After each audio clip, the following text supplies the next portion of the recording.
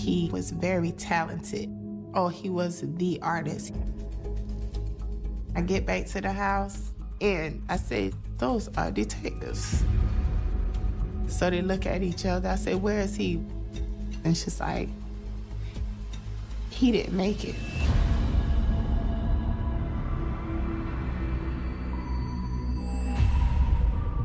What did you need an officer for?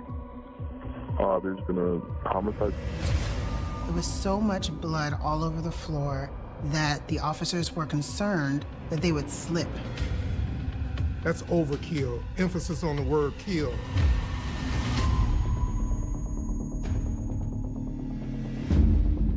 We have 3 people. One of them is dead, 2 of them are alive. Get down on the ground! Spread out! There was a direct assault, a direct diss to his street cred. He went over his friend's home thinking that he was going to go to a party, but he was walking into a lion's den. He was beyond pissed. This was a heartless and cruel revenge.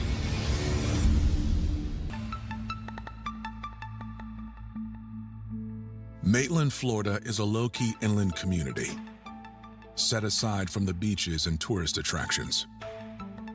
It's an area where, you know, people live. There's families who live there, and people live and work nearby in Orlando. They drive to Orlando. Maitland isn't one of those places that you see on the news all the time or hear that there's a lot of crime taking place. On November 26, 2018, it's just before midnight when a call comes into 911 that gets the immediate attention of the Seminole County Sheriff's Office. 911, you need police, fire, or medical? I need police. Okay, and what did you need an officer for? There's been a homicide committed. The caller identifies himself as Walter Johnson. But I don't know exactly what just happened. I just walked in the house, they killed him. Is there anybody else at the house? It's my roommates. These are people I live with. The caller explains that he just returned home with a date when he walked in on the horrific scene.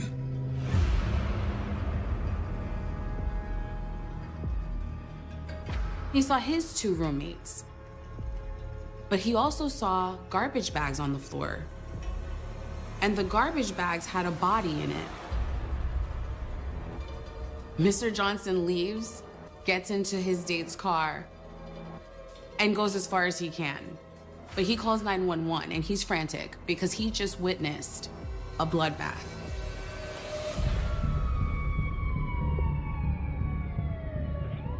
Seminole County Sheriff's deputies arrive at the address Walter gave them on South Boulevard. Sheriff's office. Deputies then tried to make entry into the house in the front, but they couldn't get in. The door was locked. Keep knocking. Let me know if you get an answer. So they went around back. The door was open, and that's when they saw the crime scene as soon as they walked through the door. They observed a body on the floor, and it was bleeding profusely. When they saw the body, they heard someone in another room screaming for help.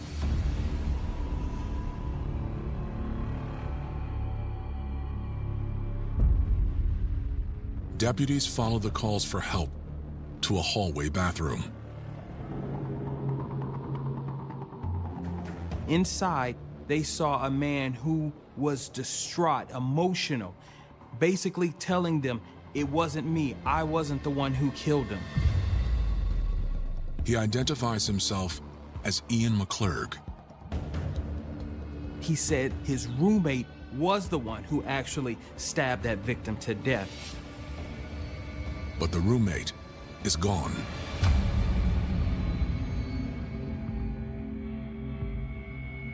He ran from the house, the murder scene, on foot. Ian gives them the victim's name. Investigators identified the victim of this crime as 24-year-old Josh Barnes.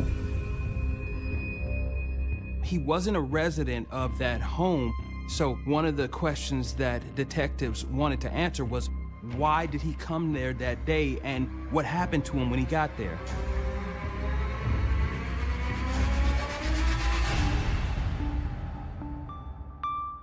Joshua Nathan Barnes was born on September 25th, 1994. He was a wonderful baby. Like, Josh was the ideal baby that a mother would want. Josh was the oldest child of the family from his mom. They came from Savannah, Georgia to here in Florida to live. Josh is a typical big brother, protective.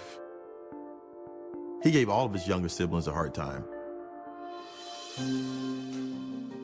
Growing up, church played a central role in the Barnes family. Josh's grandparents on both sides, strong people of faith. And so they have always been a family that attended church together. My church has been my #1 foundation and support through everything, like literally. Josh was strong in his faith. But at school, he struggled to find his place. I enrolled him into alternative schools for his diploma. That went left. Then I sent him to another alternative school. That went left. So I just kind of swayed back and let him try to figure out what it was in life that he really wanted to do. He was very creative with music. Josh would always try to make beats, or he got a rap or something to finesse. And he was a gamer. He loved games. He was big into animation, games, music. That's who Joshua was. At 19, Joshua unexpectedly became a father. It was not a relationship like a girlfriend-boyfriend relationship. She was a young mother. She was 17, Josh was 19. He did the best that I think he could have done. He knew Mama was there and my husband was there, so he had a whole village. His son being born, I think that was an eye-opener for him, that it was time to man up and I have to be here for my son. He had his little jobs here and there. He used to work for FedEx. His last job was at the call center in Altamont.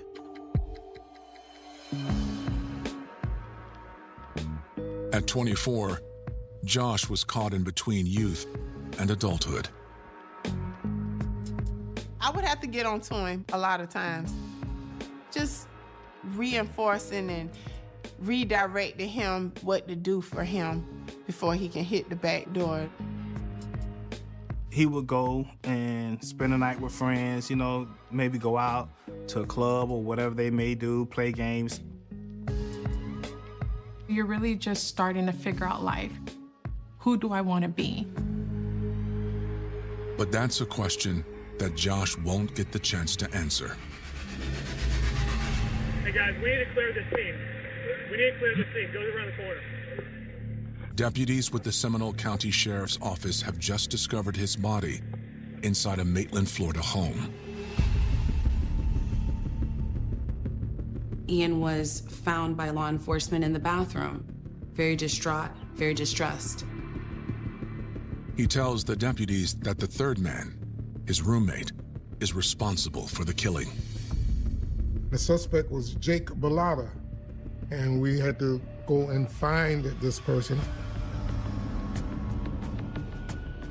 Given the grisly crime scene, the Seminole County Sheriff's Office pulls out all the stops. This scene is something straight out of a movie. We have the police officers in choppers up above, using infrared cameras trying to find this suspect. We have the K9 police units on the ground going door to door looking for this guy.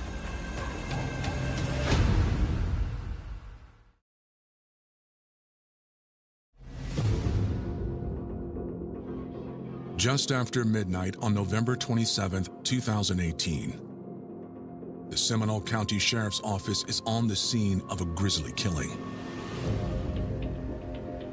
You have Ian, who hid in the bathroom. You have Jake, who just left his home, left a crime scene, left a dead body. A search is quickly mobilized for Jake Bellotta.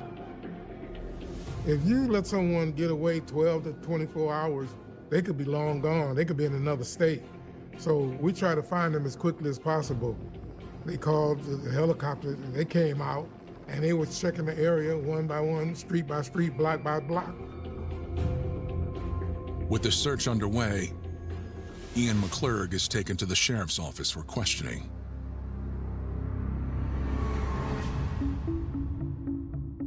Major crimes investigators arrive at the home on South Boulevard to take a look at the scene. It's their job to paint a picture to determine what happened inside that home, but this scene was a nightmare. This was going to be a challenge. There was blood droplets everywhere, blood smears all over the house. There were footprints everywhere. The body was partially covered in plastic and wrapped in duct tape, and it looked like it had been dragged throughout the house. They saw a bucket with bloody water inside and cleaning supplies. Whoever had done this was trying to clean up that crime scene. And there looked like there had been a massive struggle when this all happened.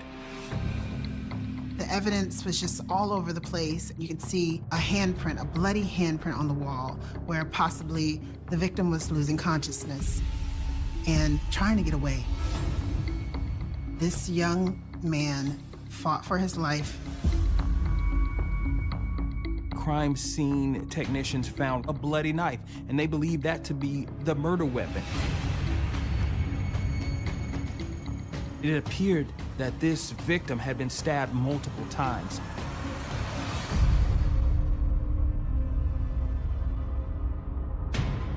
The 9-inch chef's knife is covered in blood, lying on the floor in the back hallway.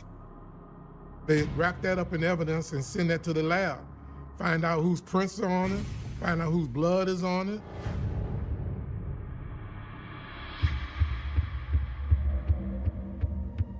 While searching the crime scene, detectives were able to find something they thought was unusual. It was a bloody backpack.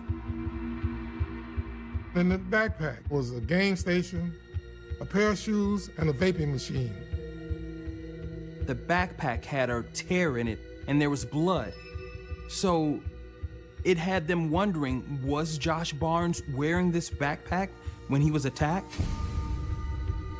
Typically, in a situation where someone's attacking you, they'll walk into the house, they'll take their backpack off, and then they'll attack. But in this case, investigators believe the victim was attacked as soon as he walked through the door. Everything was cool and the vibes were chill. So he walked in on something that he did not expect.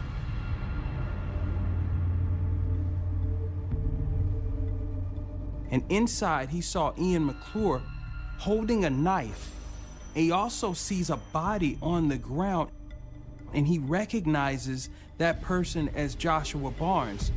So as you can imagine, he was terrified. Jake Bellotta made some kind of remark about he really put up a good fight. He tells investigators he had to think on his feet. He even said, I took the knife out of his hand and threw it in the other room because I was afraid of him. They wanted him to help him get the body out. Mr. Johnson said, yeah, okay. But man, I'm on a date. I gotta get my girl out of here. You know, I don't want her in here. So he left. And when he left, that's when he called 911 because he didn't want to have anything to do with that. Walter's date verifies his story. leading police to believe he is telling the truth. He was doing everything he could to get investigators, get police to that house as soon as possible. Then, investigators get an urgent update on the search for Jake Bellotta. The helicopter was up searching using the infrared sensing devices in order to sense the body heat. Alert to Altamont Canine. You almost 97. I've got a target I can't clear in the back corner of that parking lot. Come here! The Seminole County Sheriff's Office is searching for suspect Jake Bellotta after he left the scene of a brutal stabbing. Helicopters using heat-sensing technology pick up on a possible subject in a tree near the crime scene. 10-4, 51 that way. They found him, and the suspect, seeing that he wasn't going to get away, Get down on the ground! Spray out! just gave up.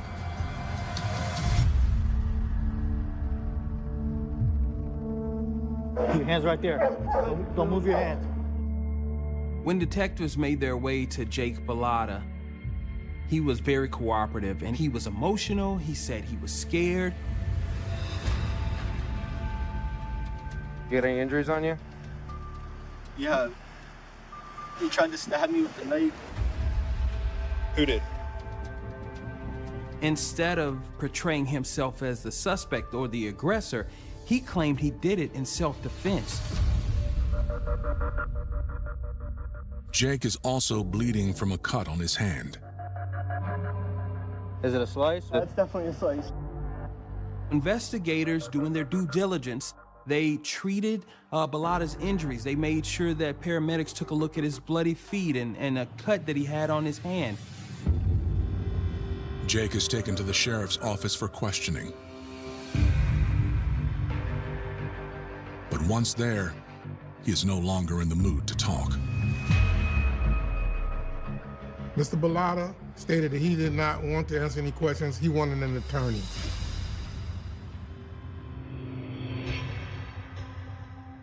With Jake not talking, investigators are no closer to finding out what happened inside the house that led to Josh's death. But based on Walter's statement, there is still one person who might be able to tell them: Ian McClurg. He saw Ian McClure as well as Bellotta, and McClure was holding a knife.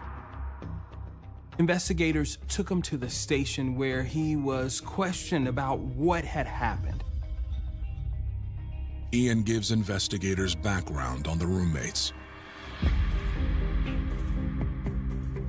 Jake and his roommate Ian both met at Full Sail University, which is a music producer or creative type university in Central Florida. They became friends and decided to move in together. He says they both knew the victim, Josh Barnes, from working together at a call center. Barnes also was an artist. He wanted to create music. So he and Bellotta both talked about one day working together, collaborating on making music and making music videos. He says Josh spent time at the house on South Boulevard. What was his situation? He had a place to live, but I was talking about maybe potentially managing him as an artist. He was friends with Jake. Mm-hmm. He was spending the night hanging out, they were gaming, hanging out and doing things of that nature. So him and Jake, they were friends. They get along pretty good? Yeah, they were until the falling out. Ian says Josh spent so much time at the house, he wore out his welcome. He was just hanging out all day, smoking, playing on his PlayStation. Jake was like, all right, he's out. And I just remember coming home one day and he wasn't there. And Jake had dropped him off on the other side of town. Josh stayed away, In the meantime, Walter Johnson moved in. Then, 2 weeks ago, the house was robbed. I noticed that there were a few things missing. And then I went to Jake's room and his mattress was turned up and it was like flopped over on his end table. Jake wasn't here at the time, he's in Boston. Some items were missing, and all the items belonged to Bellotta. The items that were stolen was a game station, a pair of shoes, and a vaping machine. Ian says he assumed Josh was the culprit because Josh knew how to get in. Second door, that's the room that the window's broken. I broke that like a couple months ago. Ian says he was worried how Jake would react. Ian, in particular, did not want to let his roommate Jake know because Jake was known to be a hothead. Jake was known to fly off the handle for various things, for the smallest thing. Walter tried to make peace before Jake got back. He reached out to Josh Barnes on Instagram and asked him if he could just bring back the items that he took and everything would be forgiven. But Josh didn't comply. When does Jake come home and find this stuff out? Start from he came home today to find out. Ian tells police that another friend confirmed the suspicions that Josh was the thief. He showed them a screenshot of a conversation he had with Josh, also known as Sosa, about the stolen items. And he is admitting to it. Who was Sosa was admitting to? To stealing her stuff. Ian says Jake's temper flared on the spot. Jake was so enraged that Josh not only came into the home and took those goods, but he had the audacity to brag about it. He was so enraged that that pushed him over the edge, and he wanted payback. Investigators are questioning Ian McClurg in the brutal stabbing of Joshua Barnes. He tells them that his roommate, Jake Bellotta, was furious because he suspected Josh, aka Sosa, of stealing from their home. So what kind of things were Jake saying today when he got pissed off about, you know, he's punching the hole in the wall? What is he saying? The mother thinks that we're sweet. Apparently he'd been like going around telling everybody that he robbed us and like making us look like a target, basically. Joshua apparently called Jake sweet. And because he called him sweet, that was a direct assault, a direct diss to his street cred. He was beyond pissed. Like, I've seen him pissed before, but he was pissed to the point where he like punched a hole through his door.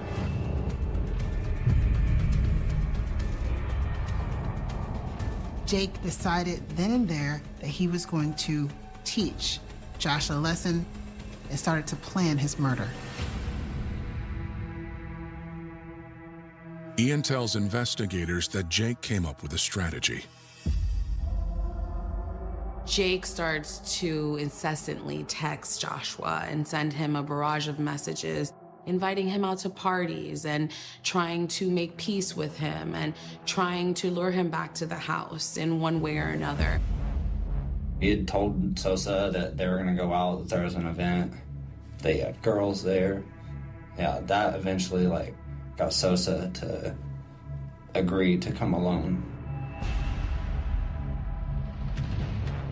Ian was a part of it. He was assigned to sit there as a lookout. He was sitting on the couch, and he was supposed to let him know when Joshua came in.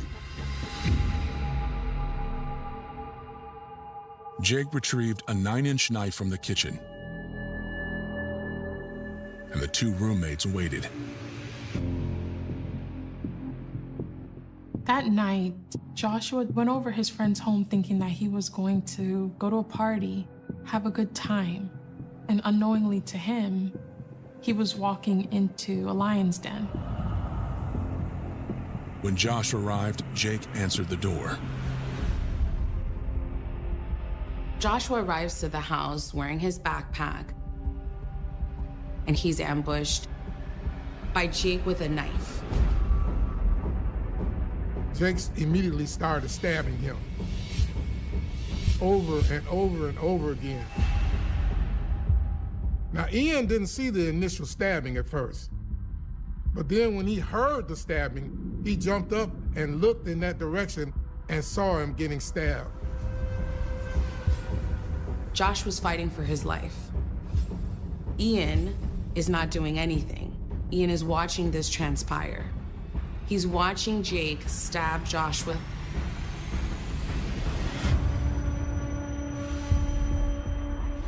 As Joshua fights for his life and takes his last breath, Jake leans over Joshua's dying body and states, "Who's sweet now?"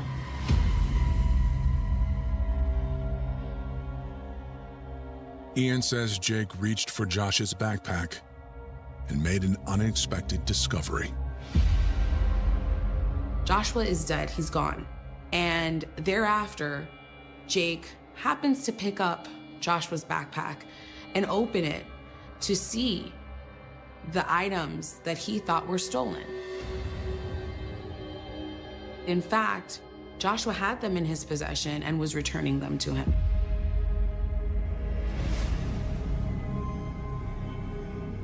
Jake shook it off and ordered Ian to help clean up.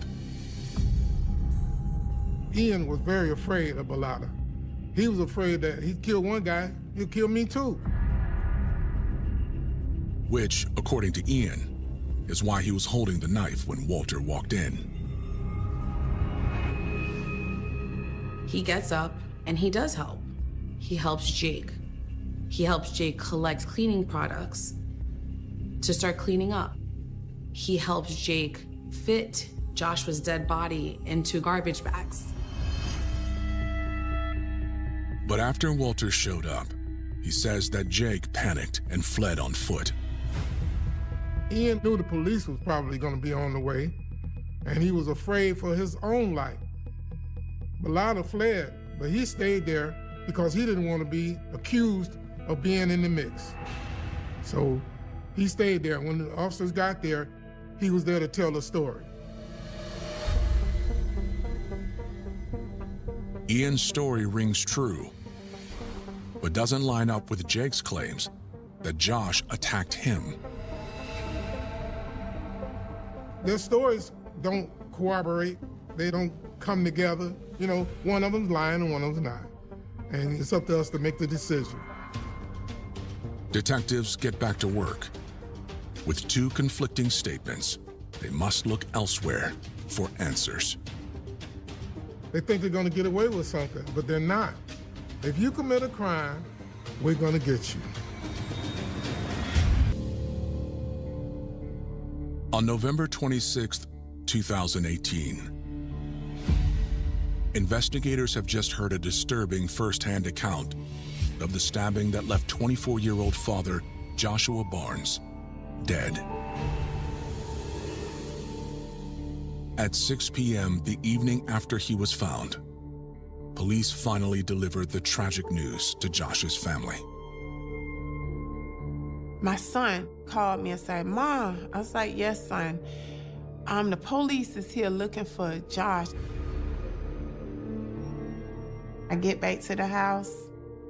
When I pull up to my house, I said, "That ain't no police. Those are detectives."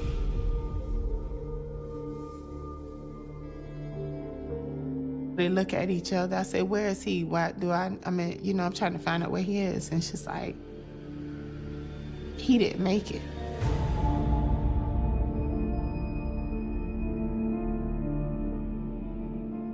Mom called me and she was frantic, to say the least.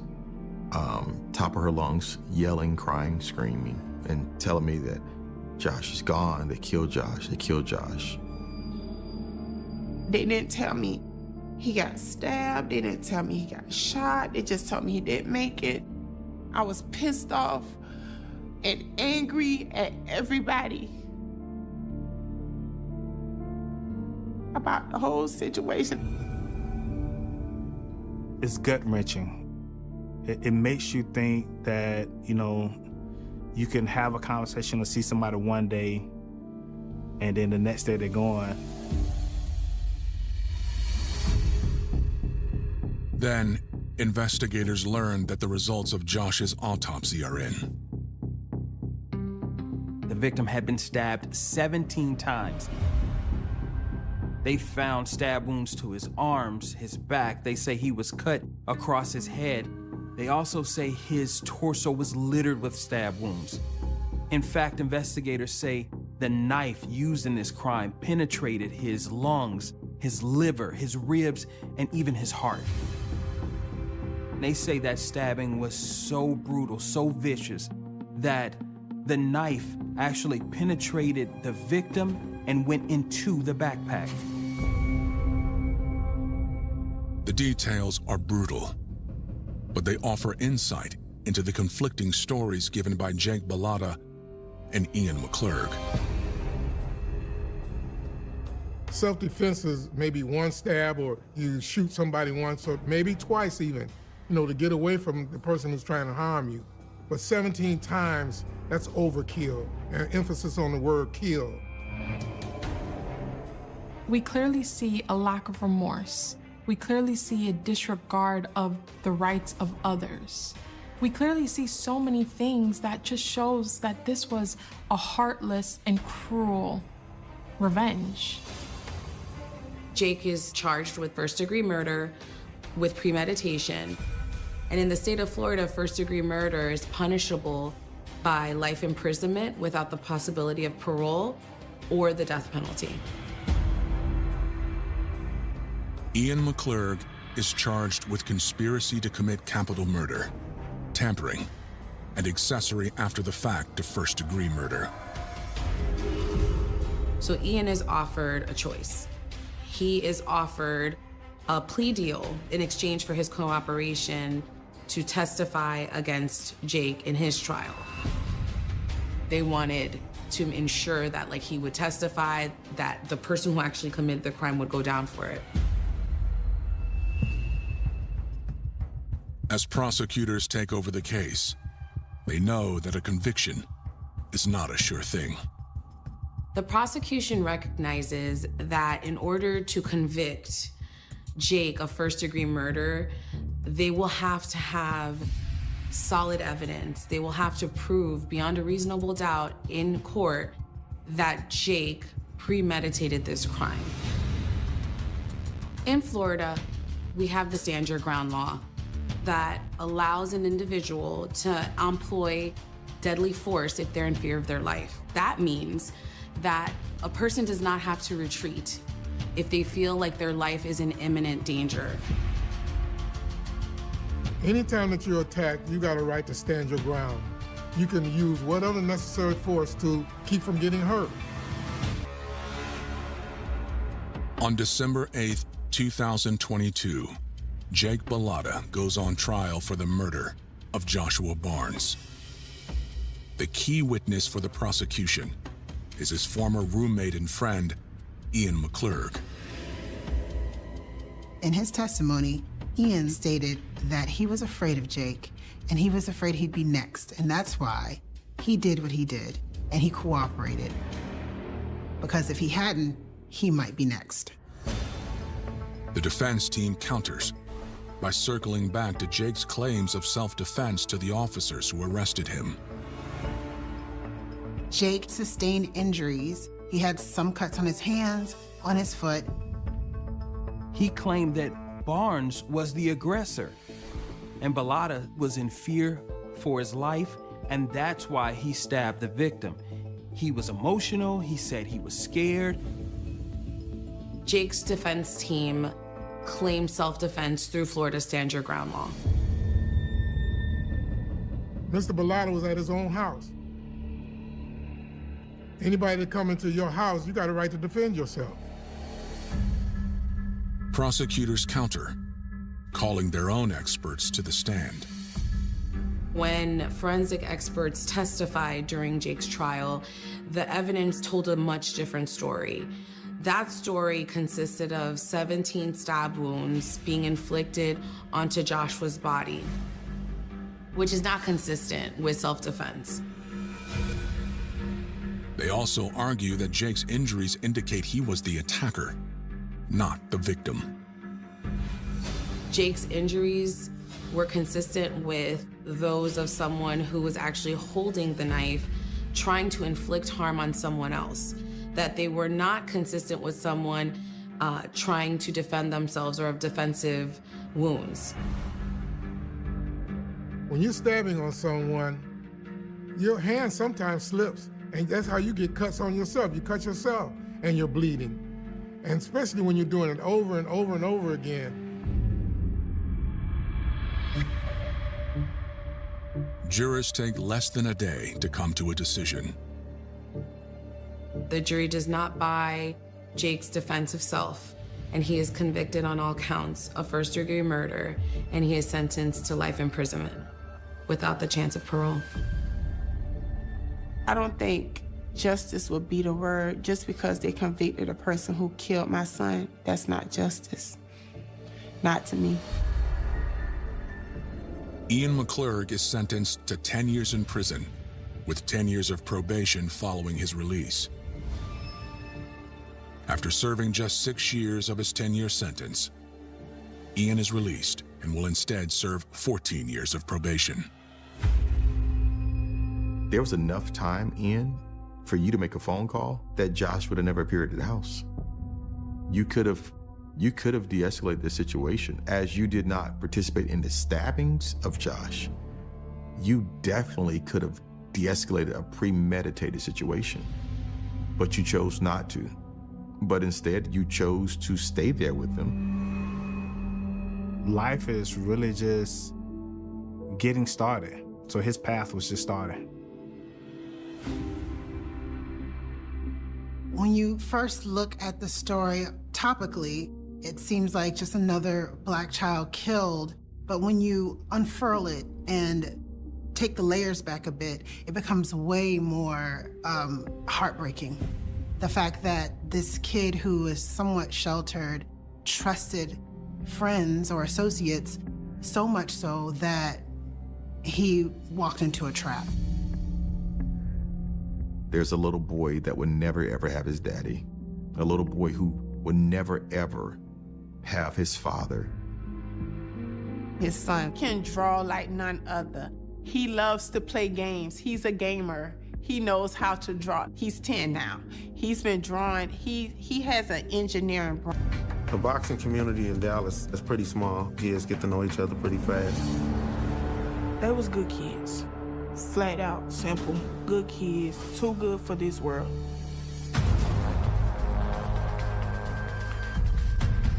Police received calls about shots fired. Officers get to the park. A lot of people are scattering. There is a young man lying on the ground with a bullet wound to his head.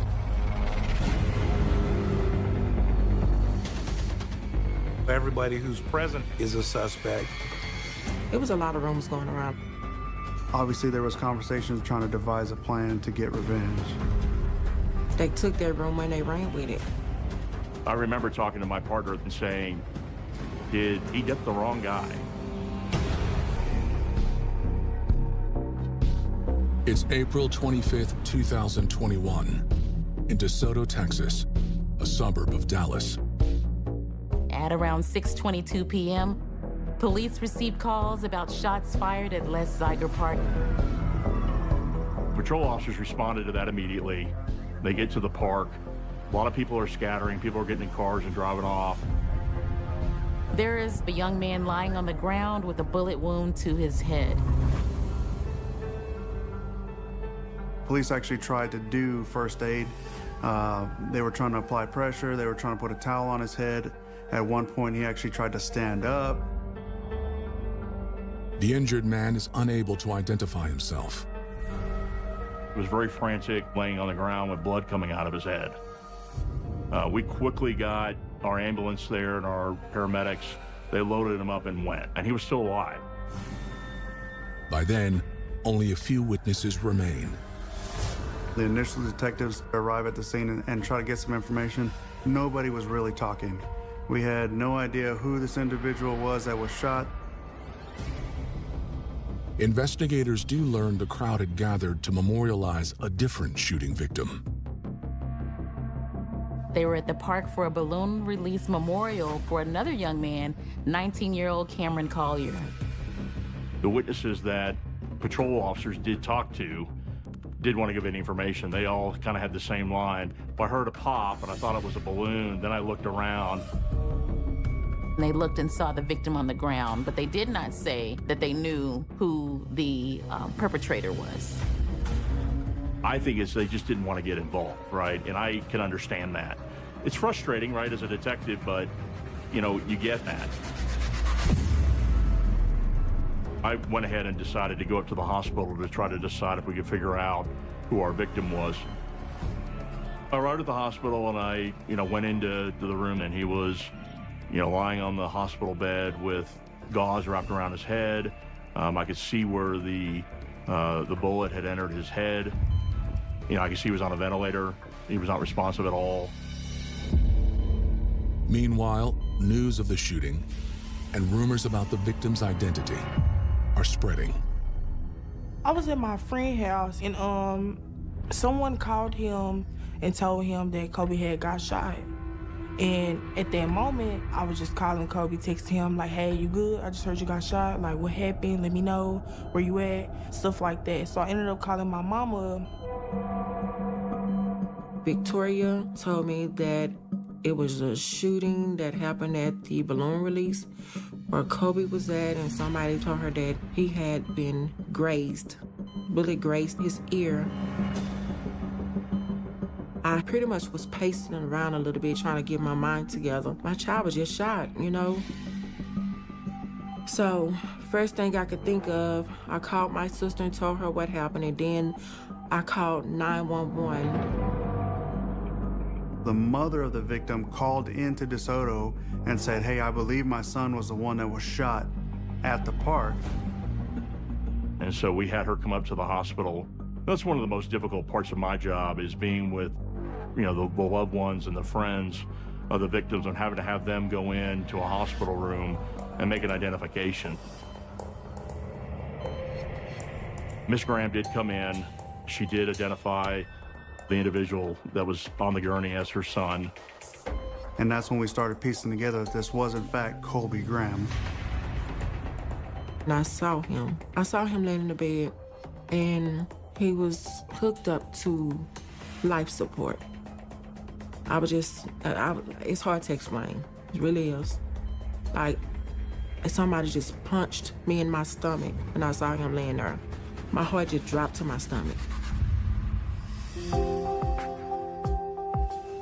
Colby Marquise Graham was born on January 6, 2001 in Dallas, Texas, one of 4 children.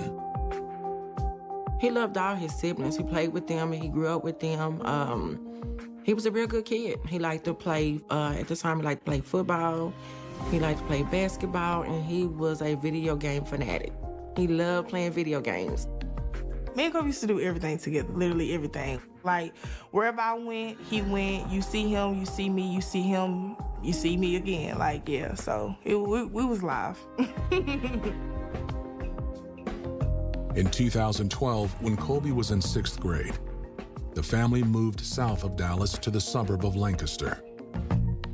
He went to Lancaster High School, and then after Lancaster High School, he went to Gateway Charter School.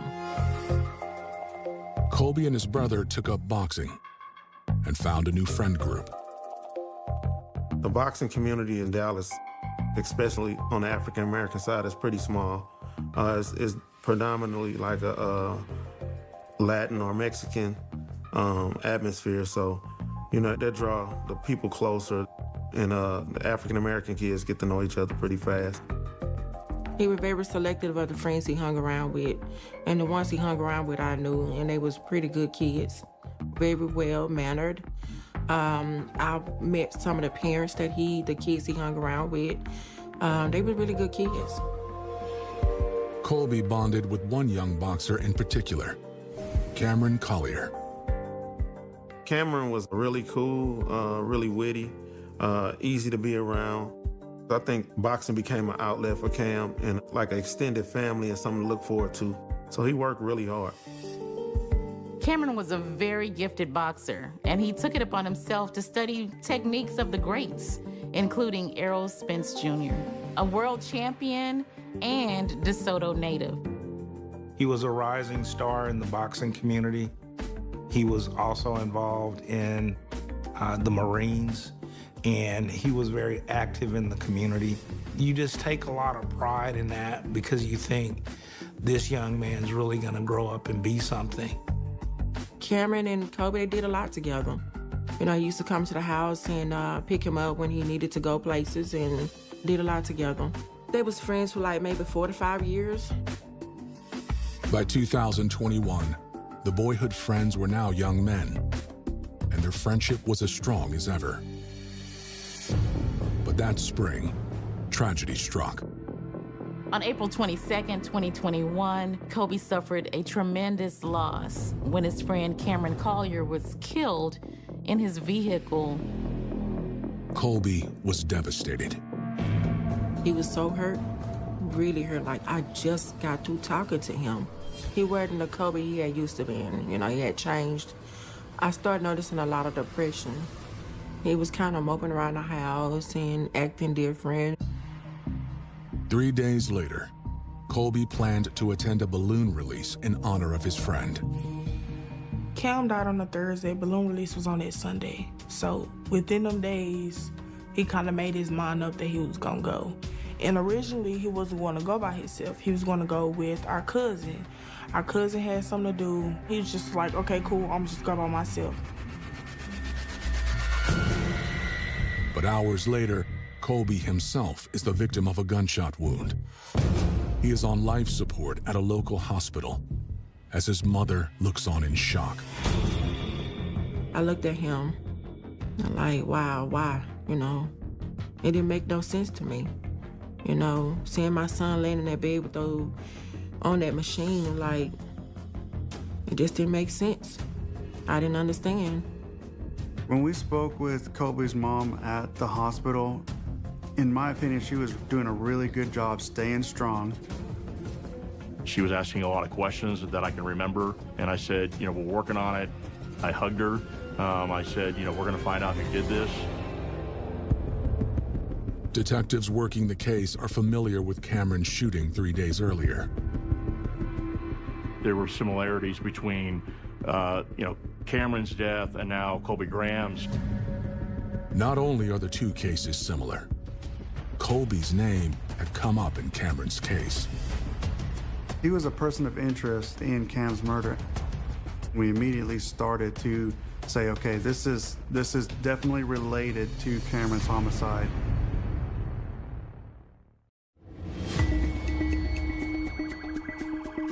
After sustaining a gunshot wound to the head at a memorial for his friend, 20-year-old Colby Graham clings to life in a Texas hospital. Colby is in critical condition, and his chances of survival look slim. The initial investigation was on what we call an aggravated assault with a deadly weapon. So that's what we initially started working the case as, but we knew there's a good chance that Mr. Graham would pass. The bullet that was removed from Colby's head was a .380 caliber. .380, it's not a rare round, but more people lean towards 9mm 40, something more common. .380 is kind of, I wouldn't say rare, but it's not as common as a 9 or 40. Most witnesses fled the scene of the balloon release in honor of 19-year-old Cameron Collier. That leaves DeSoto police with only one potential lead. Colby Graham has been shot in the head just days after Cameron Collier. He initially was a person of interest in the Cameron case. Investigators revisit the details of the case. When detectives responded to the scene of Cameron's homicide, it was a car that had actually looked like it had veered off of the road and was actually spun around backwards in somebody's front yard. And they found Cameron unresponsive in the driver's seat. And the thing about that scene was it was about to start raining, so we knew that preserving the evidence at that time was key. So we actually had people start fingerprinting the car almost immediately, and we actually did develop a palm print. Detectives interviewed Cameron's family that same day. We found out from the family that Cameron likes to sell shirts at this particular shopping center. His mother was kind of having a hard time financially, so he was trying to help his mom out. He was selling these t-shirts and people was buying them, like it had his name. He was doing real well with the t-shirts. You know, he was making a lot of money with the t-shirts. We immediately went and canvassed that shopping center. Investigators pulled video from a nail salon. They saw a young man approach Cameron's parked car and strike up a conversation. We actually see the individual actually getting into the passenger side of his vehicle and then leaving from that shopping center. We don't know what actually transpired in the car, what conversation took place in the car, but it was almost immediately after they left that shopping center, they made one right-hand turn and Cameron was dead. Minutes later, he was dead. So we believe that the person in this photo is responsible for Cameron's death. We took that still shot photo of that individual to the family, and we were showing them to everybody, asking, who is this person? But no one recognized him. Nobody could pinpoint who did it.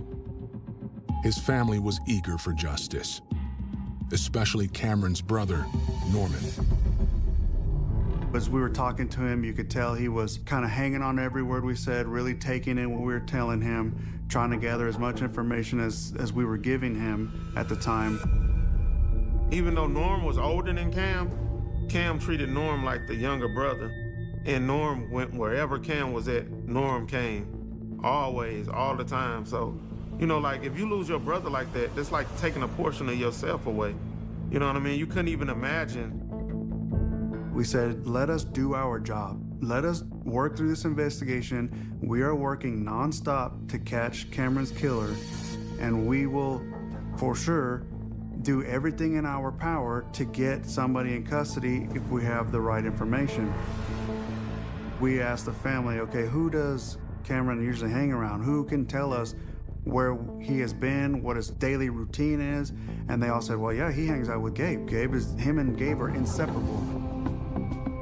Gabe Salinas is also at the home. We showed that image to Gabe, and Gabe was the one who initially implicated Colby as saying, that guy right there in the image, I'm 99% sure is Colby. That's when we started looking into Colby. We started trying to do some research on him. Investigators spoke to Colby. We look at, alibis. Where was Colby at the time? Everything that Colby was telling us was indicative that he was not anywhere near Cameron Collier's murder. And we were kind of getting the sense that Colby, based on his height, was not the individual in this surveillance footage.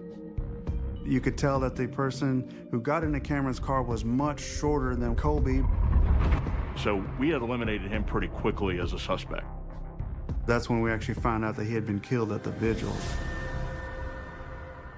On the day of Colby's shooting, investigators circle back to Gabe Salinas. And so we wanted to bring him in to see if he could help, right? We still hadn't made an arrest in the Cameron Collier death. So because Gabriel Salinas had told us that he had felt that Colby Graham had killed Cameron Collier, we wanted to dive in to get more information about why Gabriel thought that. But now, Gabe has little to say. Despite claims of knowing that Colby was responsible for shooting Cameron, Gabriel claims he did not know who shot Colby.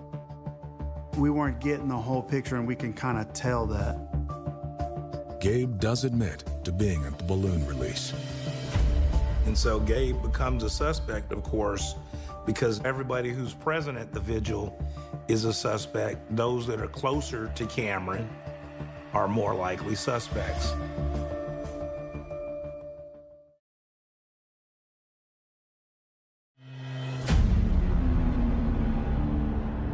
Investigators in DeSoto, Texas, are trying to untangle the motive behind two shootings. One that claimed the life of Cameron Collier, and a second that left Colby Graham on life support. The April 25th shooting of Colby Graham could have been carried out in retaliation for the murder of Cameron Collier. Investigators questioned Cameron's friend Gabe, who initially pointed the finger at Colby as being responsible for Cameron's death. We did want to look at Gabe's phone to see if there's anything in there that would indicate that he was involved in the murder on the 22nd or the murder of that day. I do a lot of digital forensics with cell phones and that sort of thing. So I asked Mr. Salinas if we could take his cell phone and do a forensic analysis of it. And he agreed. So as I was taking his phone to our lab to do it at the police department, a text came across from an individual named Norman. And the text came across as with a heart symbol and solid ass N-word.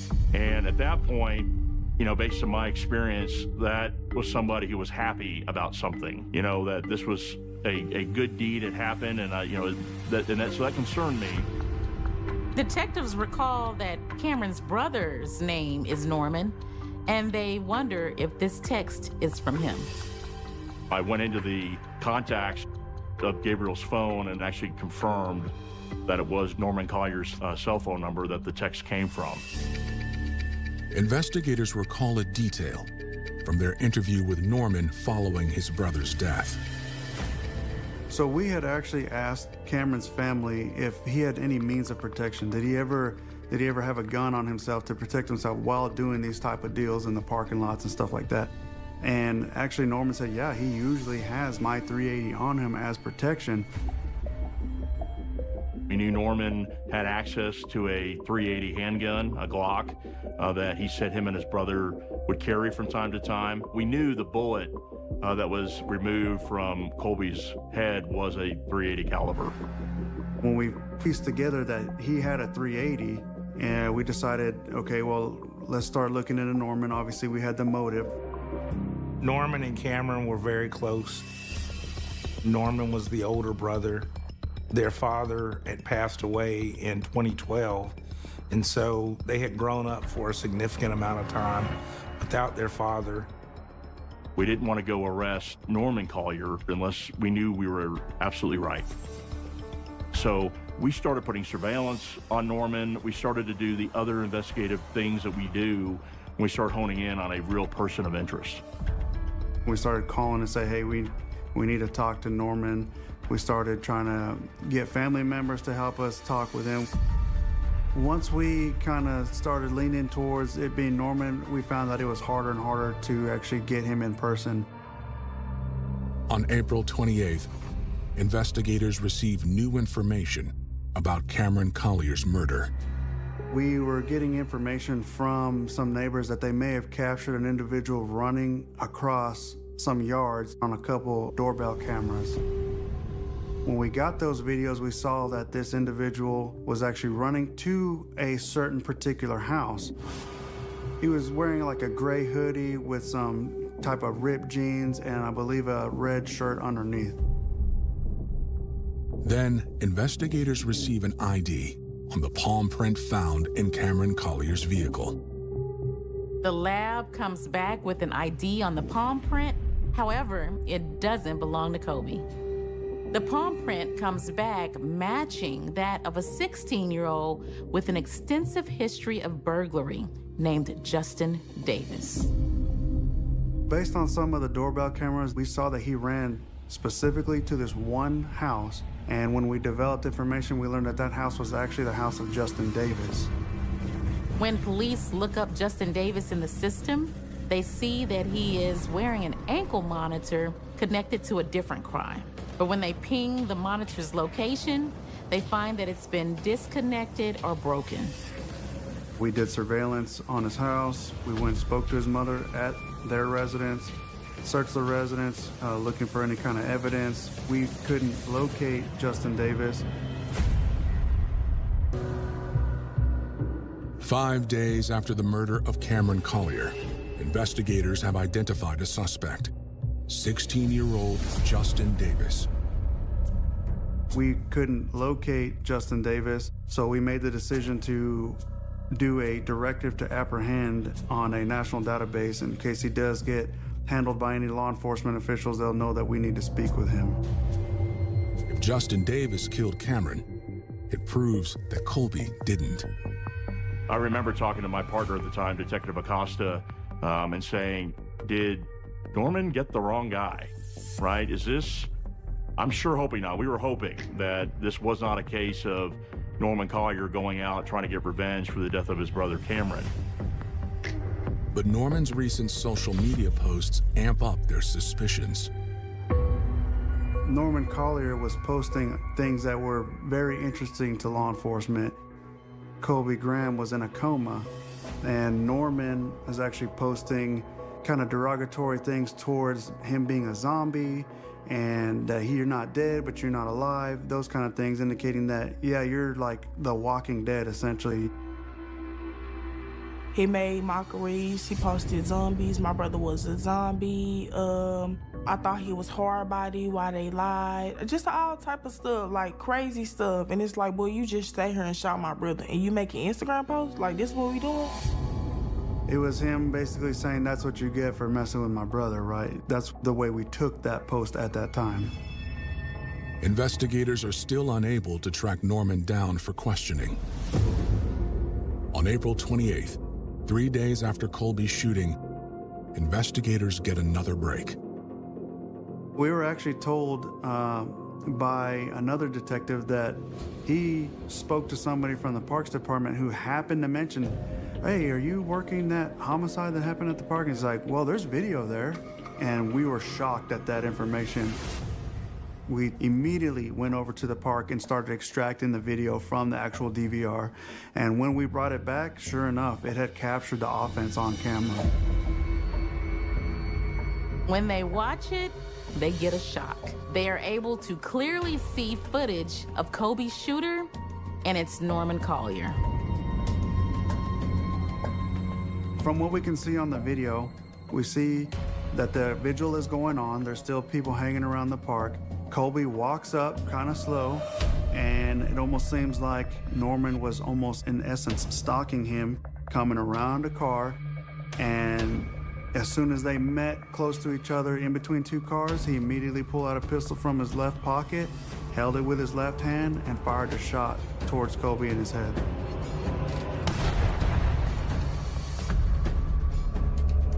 I remember the shock factor of Javier and I looking at each other as we recorded this. Murder on video, right?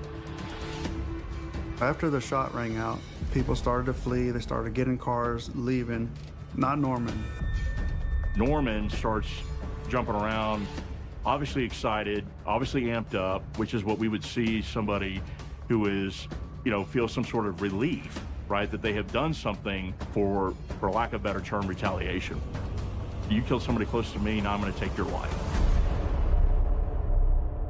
We felt that he, in his heart of hearts, absolutely felt that he had killed his brother's killer. That's when we swore out the arrest warrant for the aggravated assault. But that charge is about to change. Colby's family gets a grim update on his condition. It was the 28th. They took him down and they did the brainwave. And the doctor called me around by 8 in the morning and told me what was going on. They told me I need to get there. When we got into the room, they still had him hooked up to the machine. And the nurse kind of did a demonstration on him to show that he was gone. That's when they clarified that he was considered brain dead. The next day, Colby Graham passes away. I just heard my mama's footsteps walking in my room. She was just like, he didn't make it. And I was just like, damn, like, I didn't know what to say. Even now, still in shambles, like my heart is broken. That's when we were planning on, changing the charge to capital murder under Texas law. Because when you commit murder in retaliation for something else, it rises up to the level of capital murder, which in Texas is punishable by life without parole in prison or the death penalty. After a week of bloodshed leaves 2 friends dead, DeSoto police are on the lookout for 2 murder suspects. 16-year-old Justin Davis and 22-year-old Norman Collier. On April 29th, police get a tip on Norman's location. We learned that Norman was actually staying with some family friends. We called Norman and asked him to come to the police department to speak with us. At first, it appears that Norman is ready to cooperate. Investigators come at Norman hard. We told him, you shot the wrong guy. The individual that you shot was not the person who killed Cameron. We never revealed who it was. Based on Justin Davis's age at the time, we couldn't reveal that to him. The news is a shock to Norman. To be told that you killed the wrong person, you've risked your entire life and you've gotten it wrong. I think it was devastating. He, in so many words, indicated that he was responsible for the death of Colby, but never outright said it. He said that he wanted to apologize to the families for what had happened. He would never fully outright say the words, yes, I shot Colby Graham, but the guilt was weighing on him so heavy that he was saying other things. He also stated what he did with the gun that he used. He told me that the gun, he had given it to somebody and that we would never find it. Norman acknowledged that he got rid of the gun, but he didn't say to whom. And I think Norman's thinking there was he didn't want to get anybody else in trouble, that he was responsible for the shooting, and that the gun was gone. Norman is officially charged with murder. Once I learned that Norman Collier was in custody on the capital murder warrant, we drove over to the Collier's residence to let them know where Norman was and what had taken place. And I remember having the conversation with Mrs. Collier. It was very tough for me because I felt here was a mother who had 2 sons. One had just been murdered a week before, and now we had just arrested her other son on a capital murder charge that, if it had been prosecuted as such, would have meant life in prison without parole or the death penalty. And to have to tell that to a mother who had been through so much affected me. I've never had to do that before, and I felt really bad for for Mrs. Collier and having to go through that. Even with the arrest, the investigation continues. When we talked to Norman in his interview, he indicated that he had given the gun to somebody and that we were never going to find it, right? So we believe that the only person that he had a close connection with after that shooting who would have been the one to give the gun to was Gabe. Investigators bring Gabe Salinas back for another interview. That's when Gabe learned that the wrong person had been shot. He was extremely torn up. You can tell that it was weighing very heavily on him that these certain events took place in this manner, and that he never said it directly, but we knew he was involved. With neither Gabe nor Norman giving details, investigators pieced together what they believe led to Colby's death. It started when investigators first showed Gabe still shots from surveillance on the day of Cameron's death. Whenever we showed that picture to Gabe and he told us that it was Colby Graham, Norman was sitting on the sofa 10 feet from him when he heard that name, Colby Graham. And obviously there was conversations that were had once law enforcement left between Gabe and Norman as to maybe trying to devise a plan to get revenge. Over those next 3 days, there was a lot of social media chatter in the DeSoto area There were people saying that they knew had killed Cameron Collier. They knew that it was somebody who was close to him. We did see Colby Graham's name come up several times as people saying, oh, this is the man who killed, Cameron Collier. Colby knew of the rumors and reached out to Gabe before the balloon release. He felt that his name had been put out there as being involved in the homicide, which is why he clarified, hey, can I come?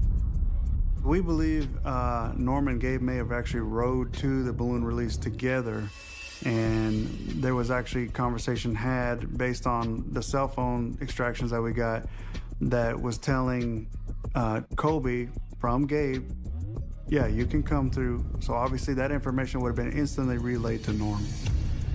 As law enforcement, we believe he was lured to the scene to try to get him there.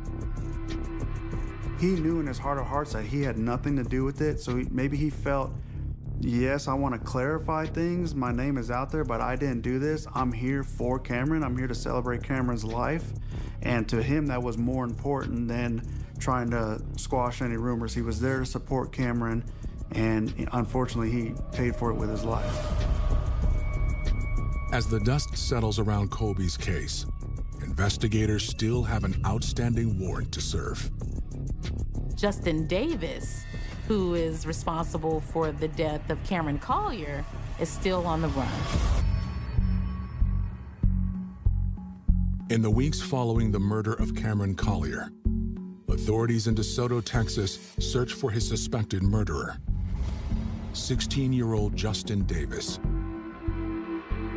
We had known that he was being monitored by juvenile probation using an ankle monitor, that he had removed that ankle monitor. Finally, on May 12th, Justin Davis is located in the Pleasant Grove area of Dallas.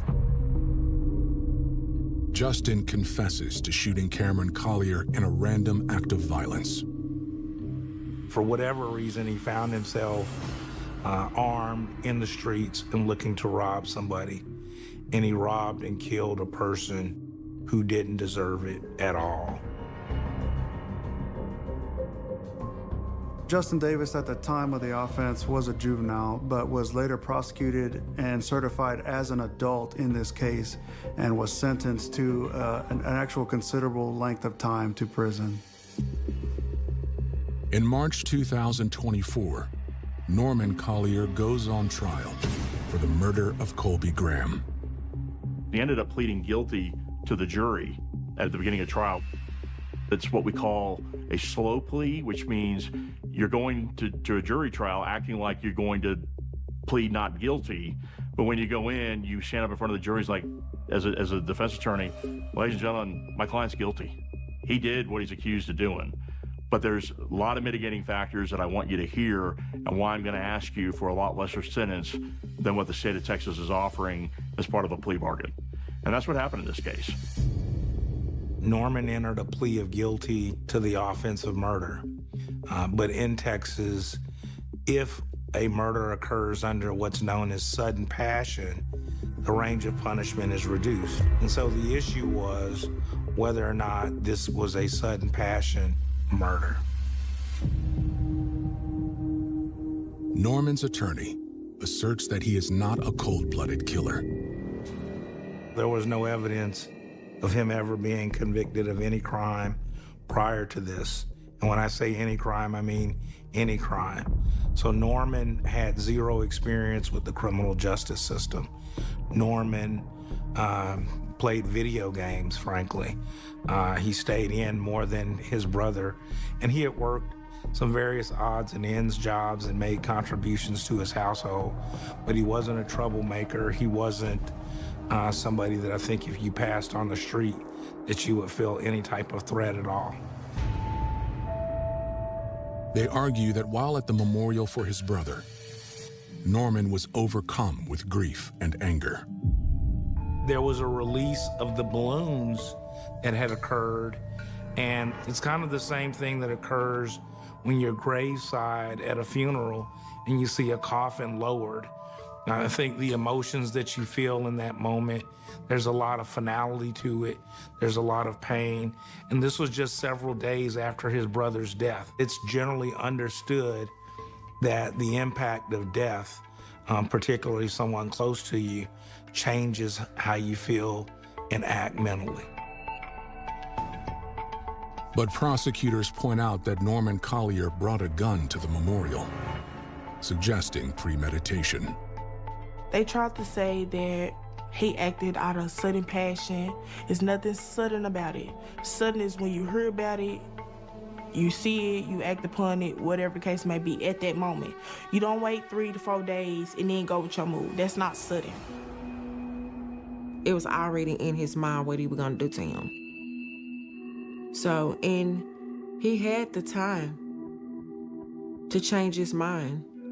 He had the time. But he didn't.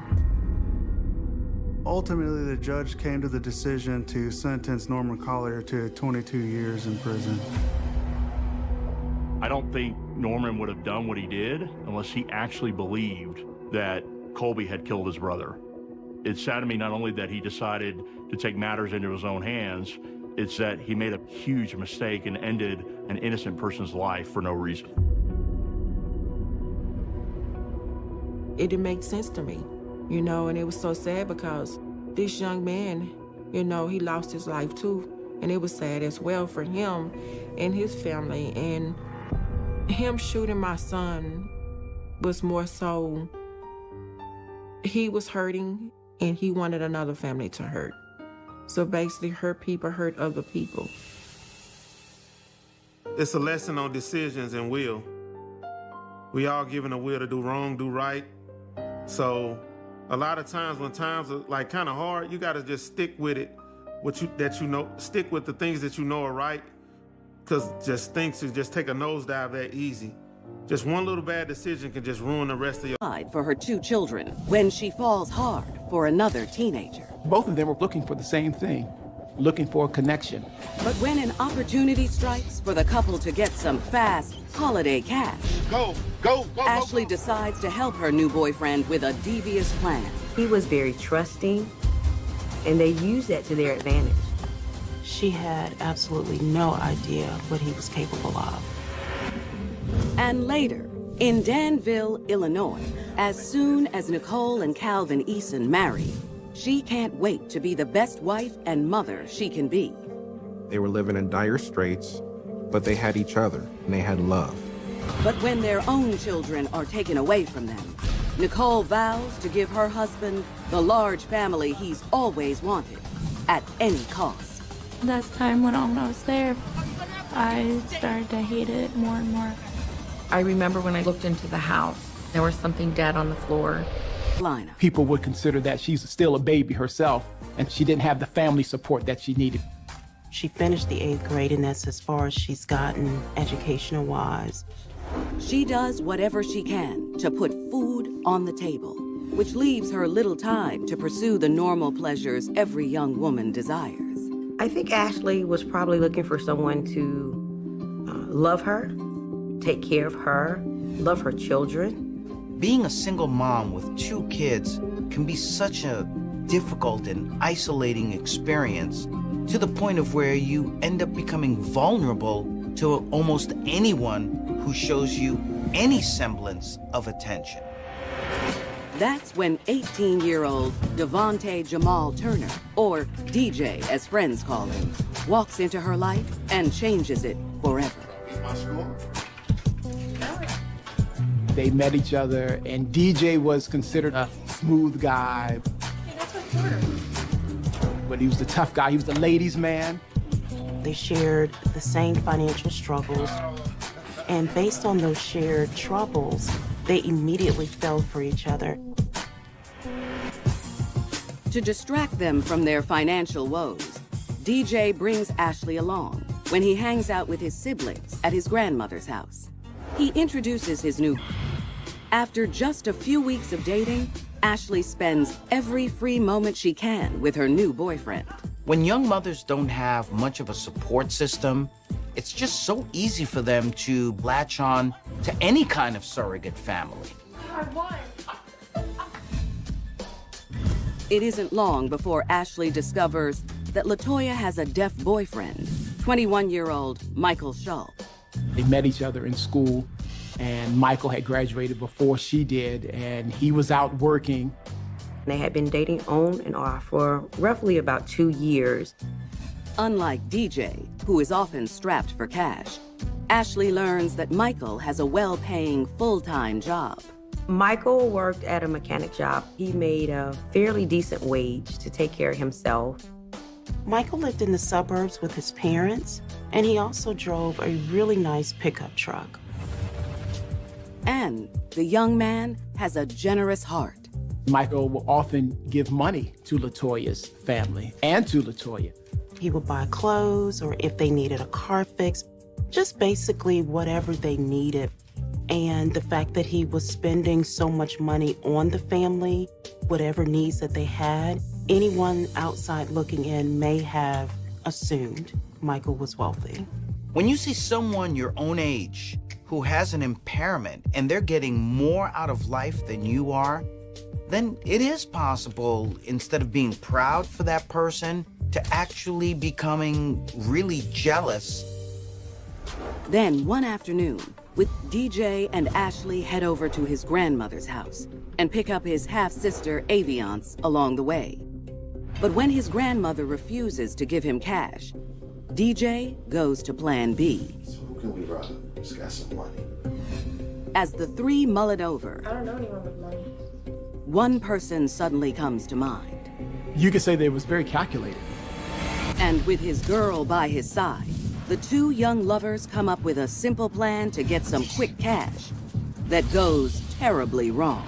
Situations like that will make people do some crazy things. Ain't no money in here. They didn't think this thing all the way through. Ashley Owen's boyfriend, DJ Turner, is looking for some easy money before the holidays. So who can we rob?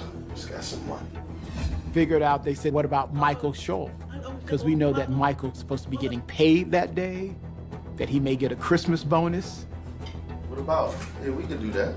I think they thought Michael was an easy mark. Michael was deaf. He was a nice guy. It was convenient for them. He had just gotten paid. So all of the factors were there. DJ decided he was going to rob Michael. So we need to plan this. I think it just deals with what goes through a teenager's mind, what goes through an 18 and 19-year-old's mind. They're not fully mature. They haven't thought things through. They want it quick, fast, and in a hurry. You know, instead of going to college for 4 years and to try to get a career, I want my money now. But DJ knows he's going to need some help. DJ could not sign language, but Aviance knew sign language. So you in? Wanting to support her boyfriend and needing a piece of the pie, Ashley also goes along with the plan. I think a lot of it had to do with jealousy and greed, but I believe Ashley was in love with DJ. She was willing to do anything to impress him.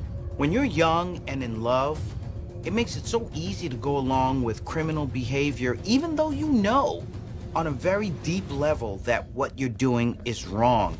The three discuss the part they will each play in the crime. DJ told Aviance to have LaToya and Michael meet them at their grandmother's house after Michael picks LaToya up. How are you gonna tell him that you want his money? He decided to give Michael a note telling Michael he was going to rob him. To make sure nothing goes wrong, DJ decides to take some insurance with him. Aviance saw DJ pick up a knife from the kitchen and put it in his pocket. Just then, Aviance gets a text from LaToya that she and Michael are on their way over. DJ and Ashley quickly move her car into position, just a few houses down. DJ told Ashley to remain in the car while he goes back inside the grandmother's house to wait for Michael and LaToya to arrive. A few minutes later, the innocent couple shows up, unaware of the trap they're walking into. That's when brother and sister make their move. Aviance came outside and signed to LaToya to step out of the car in order for DJ to get in the car. Not suspecting anything is wrong, LaToya does what her sister says. and joins her as they walk to where Ashley is waiting in the car. DJ came out and got into the passenger side of Michael Scholl's pickup truck. They went down a little further from where the grandmother's house was. That's when DJ hands Michael the note as planned, but the young man doesn't react the way he expected. Michael began to laugh, thought it was a joke. And I think that at that moment, DJ had something to prove.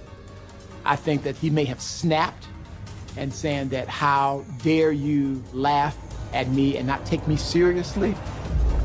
With that, DJ tries to snatch Michael's wallet, but Michael resists. Things got really physical in the truck. They began to fight. And I'm thinking that maybe Michael began to overpower DJ. So Ashley's boyfriend reaches into his back pocket. DJ pulled out a knife, stabbed Michael 2 times in the chest. While Michael tries to stop the bleeding, DJ thinks quick. DJ then stole Michael's wallet and got out of the truck, threw the knife down on the ground along with the note, and proceeded to head to the getaway car. Michael also gets out of the truck, but he doesn't get far. Michael, in so much pain, stumbled 2 to 3 houses down and collapsed in someone's yard. DJ runs to where Ashley is waiting for him, with the car running and Aviance and LaToya in back. Stabbed. I think I can. What are you? Go. Ashley does as instructed and peels out of the neighborhood. She could have said no. She could have called police and said, hey, Michael Scholl, he needs help. But she did not do that.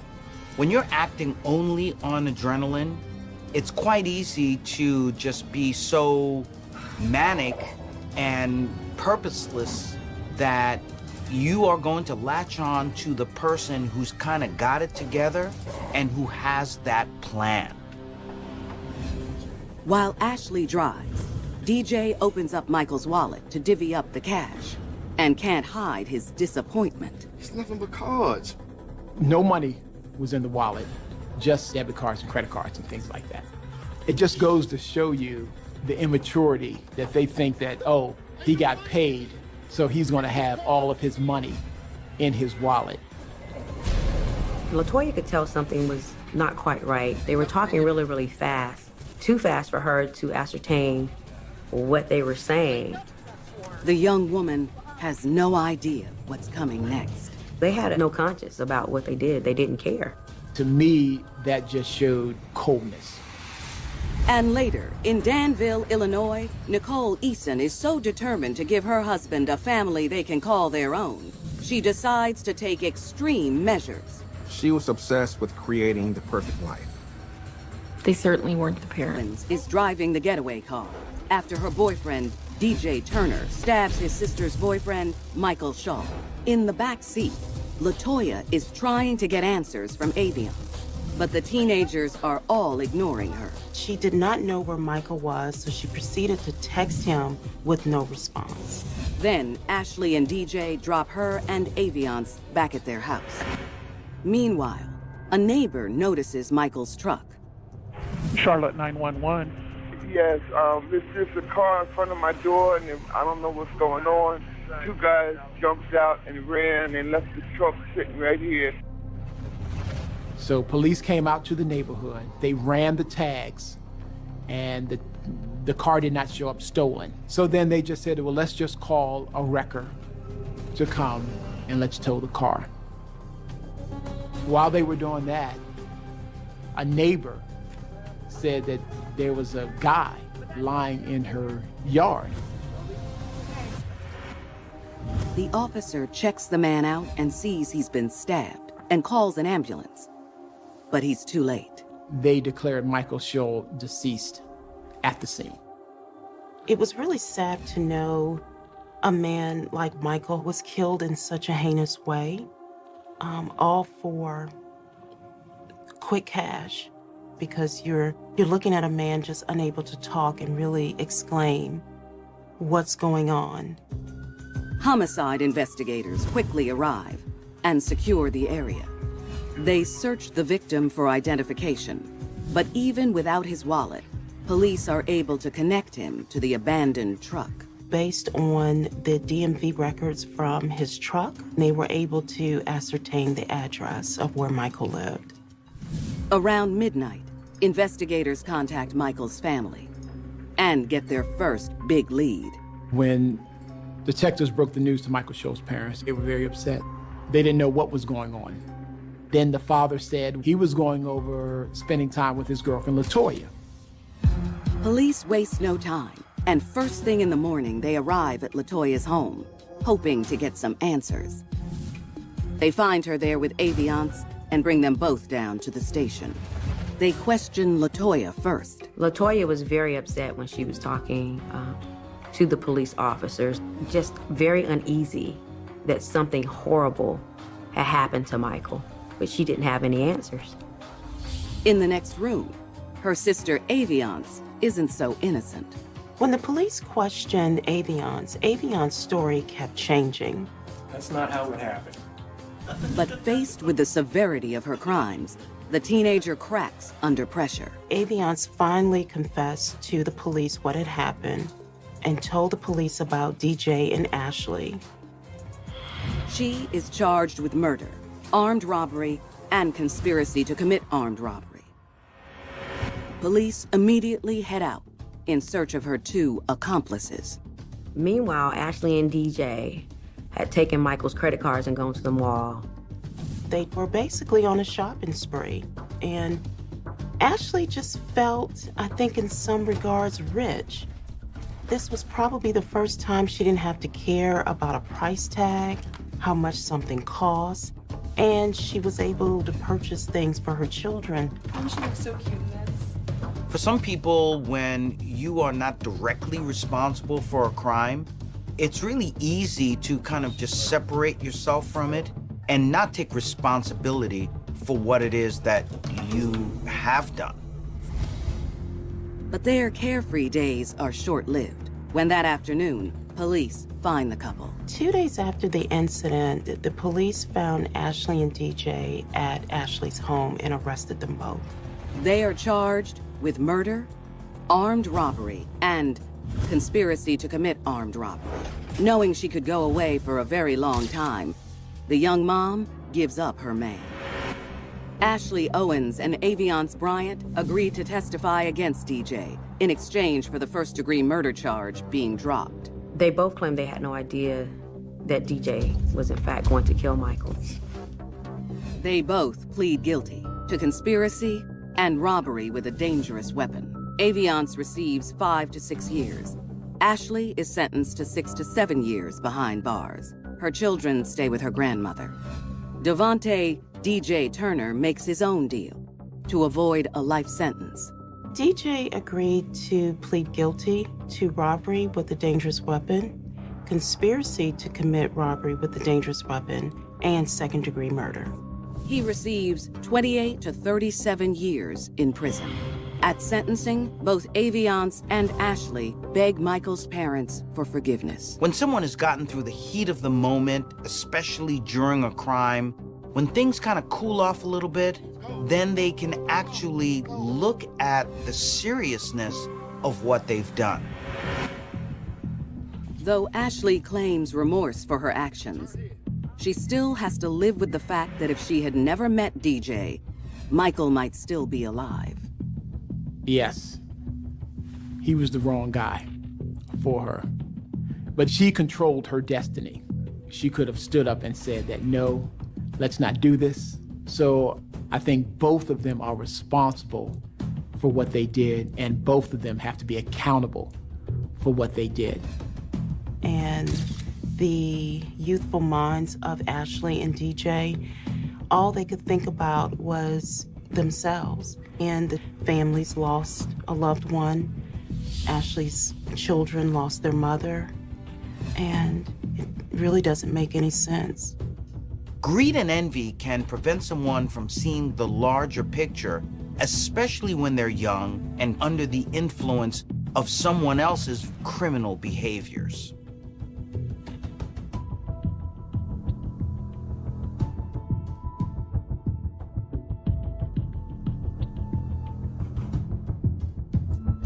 Ashley Owens let her feelings for her boyfriend cloud her judgment and risk losing her kids forever.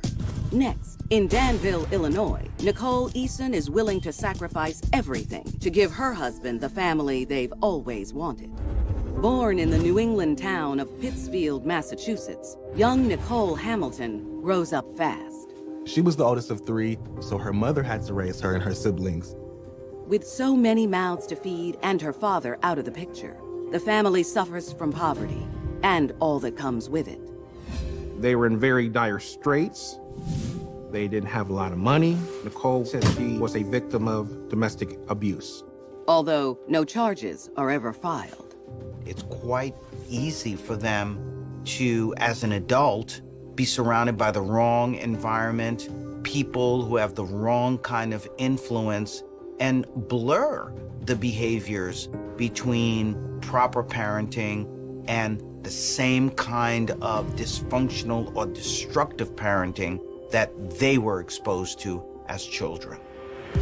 But after high school, things seem to look up for Nicole when she starts dating a local cashier, 27-year-old Calvin Eason. He was significantly older than she was. He could really help take care of her. And they have more in common than she realizes. Calvin had low IQ. Nicole was extremely heavyset.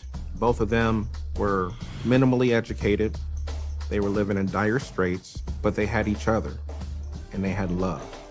That old saying, birds of a feather flock together, is often quite true, especially when you have two people who don't have much going on for themselves, but somehow find significance in one another. Before long, the two will share the same sick compulsion as they embark on a quest for the ideal family. She wanted her perfect life. She was determined to have some type of family with Calvin no matter. Nicole Hamilton falls hard for local cashier, 27-year-old Calvin Eason. Despite a 9-year age difference, the young lovers move into a small home, and for the next year, they live a modest life. But something's missing. Her and Calvin really wanted a family. When you grow up without a whole family, sometimes you want that perfect life, that white picket fence and the dog. Then one day, their prayers are answered. Yeah, we're pregnant. Yeah. That spring, Nicole gives birth to a baby girl, and just a few months later, the new parents tie the knot in a small ceremony. But it soon becomes obvious that parenthood doesn't come naturally to the Easons whatsoever. 10 months after they had the little girl, they took the little girl to the hospital. Come to find out she had a broken femur. Doctors also discover 2 old fractures in different stages of healing, but the new mommy gives no explanation. So that raised, some eyebrows. Child welfare believed that they weren't fit to be parents, and they felt that the child was in danger. They suspect child abuse and place the Eason's daughter in the foster care system, but no charges are ever filed against the couple. The child being removed from them, I believe that it was heartbreaking, especially because neither one of them were that old, and this is their first child. Saddened by their loss, the couple tries again, and 1.5 years later, Nicole becomes pregnant with their second child. She can't wait to give her man what he wants. She is going to do everything she can to keep Calvin happy. When you are void of a real life, it's so easy to meet that one person who may fulfill your needs, and therefore you give your whole life, your whole being to that person. But just weeks after giving birth, Massachusetts Child Services learn of the baby. They removed the child from the home and put him in foster care as well. Devastated at the loss of another child, the couple decides to make a change. Hoping to start fresh, the Easons move to a tiny home in Danville, Illinois, a mostly rural area, over 900 miles west. But Nicole is still determined to have children with her husband, somehow. So she immediately jumps on the computer and does a little research. When someone feels that they have no control over their own lives, that need of control may take place in a very dysfunctional way by controlling the people who are most vulnerable, children. Before long, Nicole stumbles across an underground market called rehoming, where adoptive parents seek new homes for their adopted children. There are reasons such as children who are molesting other children. You could have children who are violent. You could have children who, for whatever reason, don't fit into your family. The essentially lawless marketplace is primarily successful for parents who adopted their children from overseas. Shockingly, often the only legal document needed from the parent is a basic power of attorney. Nicole thinks this is the perfect avenue to accomplish her goal. She created a fake profile. She presented herself under the name as Big Mama. Nicole makes up a charming backstory and current life to make her and Calvin look like ideal candidates. She even finds a template for a home study online. A home study is a report that is done by a social worker, and that study has everything to do with who you are. It's a record of you and your desire to adopt, and it's kind of the Bible of adoption. She copied and pasted her information into this long template, presenting herself to be someone who was qualified.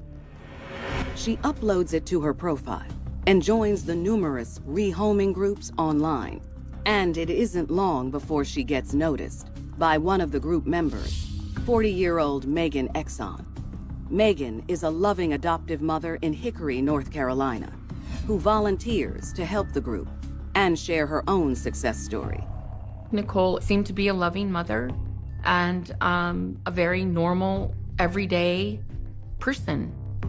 She was very experienced in adoption and foster care. I remember her saying that her husband was very interested in adopting. She tells Megan that her husband Calvin doesn't work because of some minor health issues. Calvin had a tracheotomy, and I never asked her about it. I recall her saying that Calvin stayed at home with the children and that she worked for this attorney. They loved children. She wanted to be a mother again. She wanted to help children. She seemed to have a really good heart. So Megan introduces Nicole to another group member who lives in California and is looking for new parents for her 7-year-old adopted daughter, Poppy. Poppy's Mexican-American, and the little girl required extra time and care that she felt she wasn't able to give her. Her adoptive mother claims Poppy has been diagnosed with reactive attachment disorder. Reactive attachment disorder, or RAD, is a psychological disorder where a child who has been neglected may not be able to form attachment types of behaviors with anyone else in their lives, especially caregivers. Nicole pretty much let it be known that she was an expert with children with reactive attachment disorder. For people who may want to bring children into their homes or families without the authorities or police knowing, will quite often choose children who have had some emotional issues, because these are the kids that no one will listen to if they cry out for help. The two couples make arrangements, and by the end of the week, Poppy's adoptive father shows up at the Easons' front door, ready to hand over the 7-year-old. And with no one the wiser, the Easons now have the family they've been dreaming. It never would have occurred to me. My judgment could have been so off. These were two sick individuals. In a desperate attempt to have a family together, Nicole and Calvin take a 7-year-old girl named Poppy from the rehoming community into their home in Danville, Illinois. The adoptive father, he took her out there and handed them Poppy's things, gave them a stack of paperwork, and off he went. You're going to love it here, I promise. I remember me eating them and not wanting to go inside. I didn't know them. I stood out there for a couple of minutes. For the next few days, Nicole and Calvin do their best to try and earn Poppy's trust. At first, they were really nice. We've got a movie for you. I didn't know a whole lot about them. I just kind of stayed to myself. It's yours. Keep it. But things only devolve from there. I played by myself Most of the time, they just kind of did their own thing and I did my own. I don't remember going to school at all. And as time went on, when I was there, I started to hate it more and more. Then one night, things take a turn for the worse when Poppy's invited into the bedroom to watch movies. The only TV in the house was in the bedroom. So if she wanted to watch cartoons, she had to watch them in the master bedroom. But here's the problem. They were having her watch pornography. They weren't dressed or anything whenever I was in there. I was confused on what everything was going on. I didn't know what was all going on at that age. Meanwhile, to the online group, Nicole announces that Poppy loves it there and is making new friends. So when she spots another post about a 14-year-old boy named Marcus, Nicole steps right up. That was her specialty. She wasn't worried about him, and she could handle him. Sometimes when you get away with a crime, it starts to give you this feeling of invulnerability or invincibility, and so you keep on going down the wrong path, thinking you can get away with more and more and more. After Poppy's been there a week, the Easons take in Marcus, and Nicole continues to lie when updating the former adoptive parents, saying they're all enjoying fun family activities and more. Marcus was treated the same way. They allowed him to play in these unfit conditions. He didn't go to school either. The couple supports their new, growing family by working minimum wage jobs. Calvin drove a taxi. Nicole, she worked in a convenience store. But if the children don't fall in line, the Easons have their own way of correcting them. Stay in the car until you learn to respect us. Whenever they disciplined us, they yelled at us and I would start to cry, and they would leave me in the car crying. Then one day, back in Hickory, Megan Exxon learns an independent investigator has been trolling the crooked couple and is suspicious of Nicole's home study report. We were having a discussion on our page about adoption scams. The private investigator joined our discussion. Megan is shocked when the investigator shares what she's learned. She found out that these two were already determined as unfit parents previously with their own children. I think my blood dropped to my feet.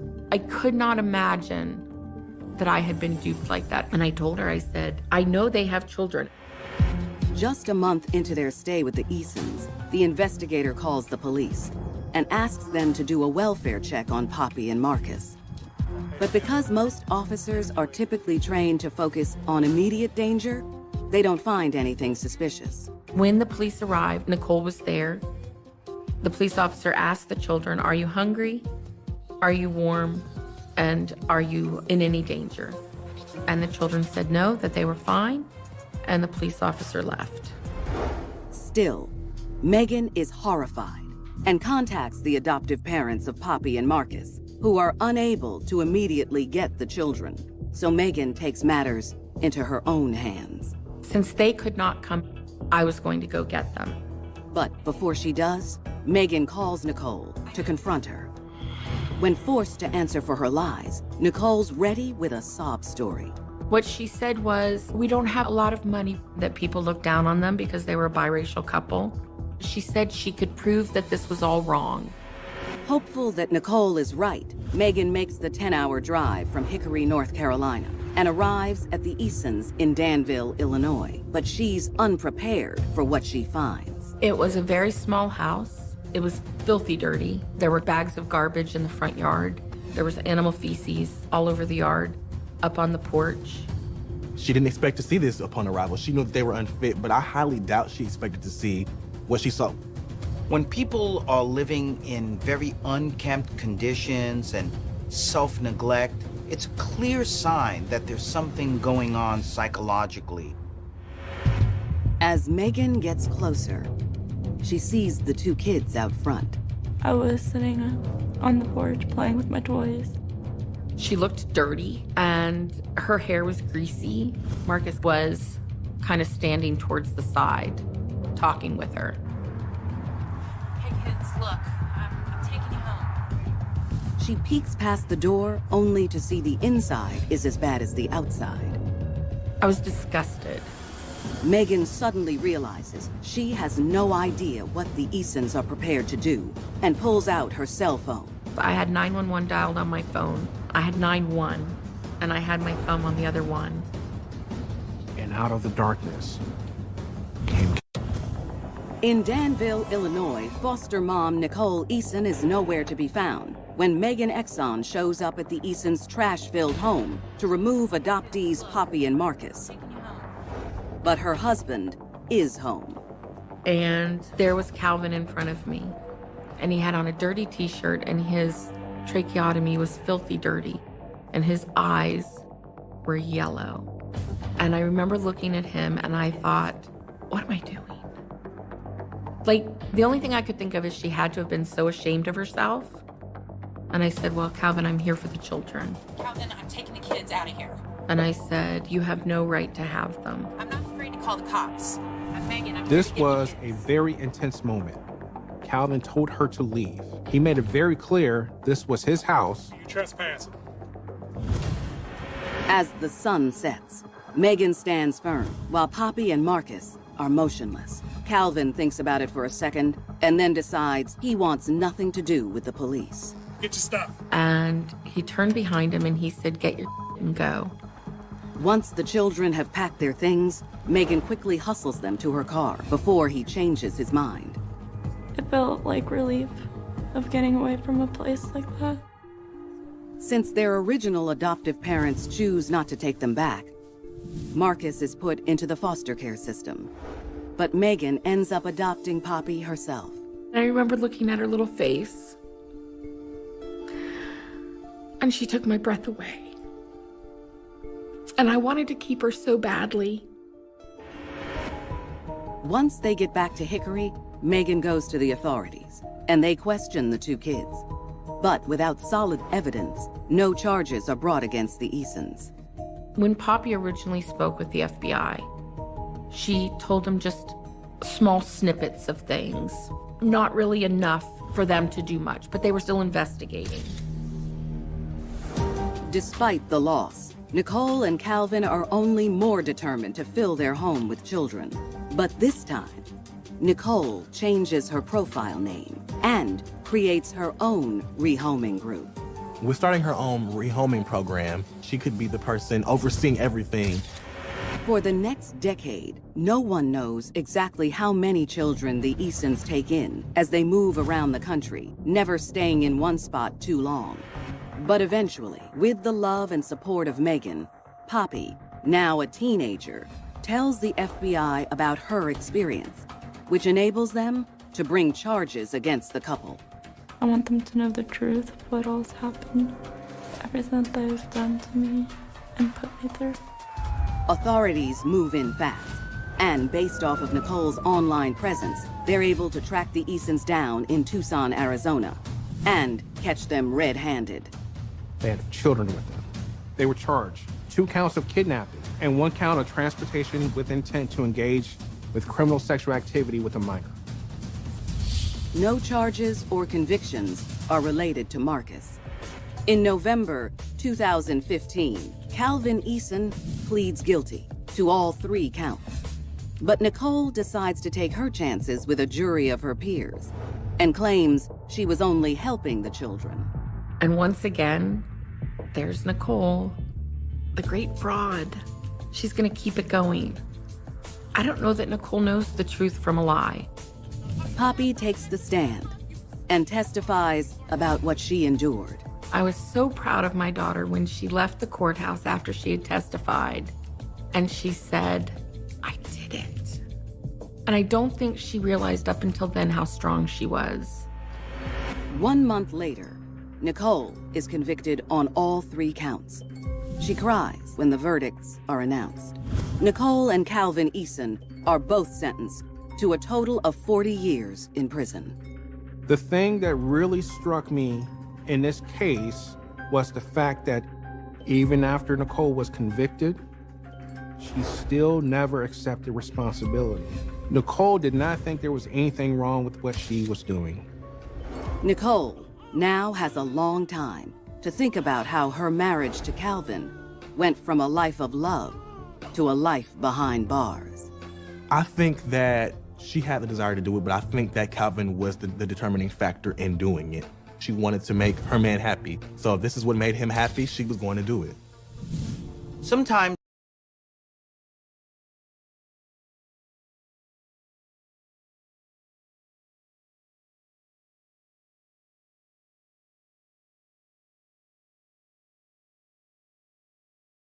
Ludo cash. Zero deposit. And real money.